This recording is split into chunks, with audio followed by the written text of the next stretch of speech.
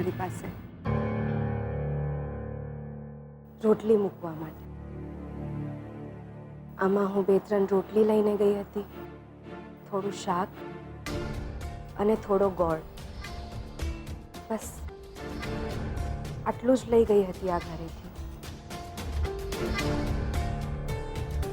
પૂછ્યું મેં તમને? તમારી આંખમાં જે સવાલ હતો એનો જવાબ આપ્યો છે. બસ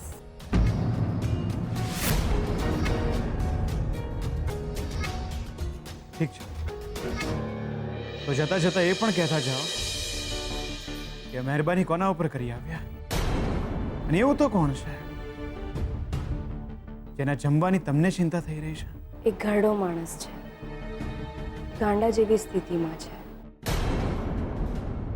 સંજોગો એની આવી હાલત કરી છે અને એ જ જેણે મારી આ હાલત કરી છે, ખરું ને?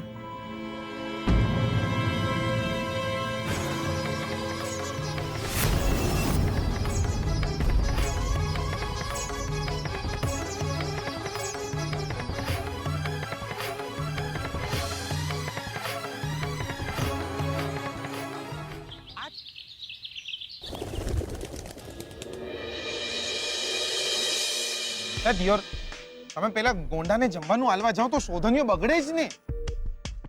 તમારે ગોંડાને જમવાનું આલવા જવાની જરૂર શું હતી? ના ભોડું ફોડી નાખશે.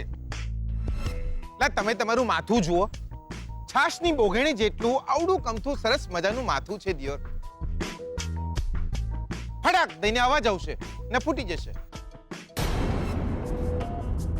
જો બકા, આપણે એ માણસ જોડે કંઈ લેવા દેવા નહીં, સમજ્યા તમે? આજ પછી એ માણસ તમને ક્યાંય બી દેખાય ને તો તમારે શું કરવાનું ખબર છે દિયોર? બે હાથની મુઠ્ઠીઓ વાળવાની, ઊંડો શ્વાસ લેવાનો, માતાજીનું નામ લેવાનું અને જ્યાં જગ્યા મળે ત્યાં ભાગી જવાનું. બકા, આપણી પાસે મારવા માટે હોશિયારી છે, એની પાસે લાકડી છે. એટલે રાક્ષસ છે એ, રાક્ષસ. એક બાપ પણ છે. એમની એક દીકરી હતી, સોનુ. એ મરી ગઈ છે અથવા તો કદાચ ખોવાઈ ગઈ છે. એટલે એમની પરિસ્થિતિ આવી છે. આપણા જીવતરમાં કોઈ માણસ એમનેમ નથી આવતું. નક્કી કોઈ લેણદેણ લખાયેલી હોય છે. એક આપણી બે વચ્ચે જ લેણ દેણ નહીં. ના, કંઈક તો લેણદેણ હશે જ આપણી વચ્ચે. લેણદેણ વિના તો કોઈના આંખમાં કોઈ માટે આંસુ પણ ના આવે. હું બસ એ જ જાણવા માટે ગઈ હતી એ માણસ પાસે કે આ માણસના કારણે એમને કોઈ ખતરો તો નથી ને. પછી મને લાગ્યું ના, આ માણસ તો સંજોગોનો માર્યો છે. પેટનો ખાડો પૂરવા માટે આ બધું કરે છે.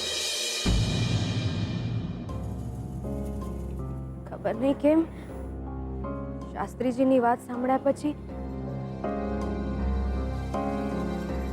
મનમાં સતત એક અજંપો રહ્યા કરે છે. એમના માથે કોઈ તો મુસીબત છે.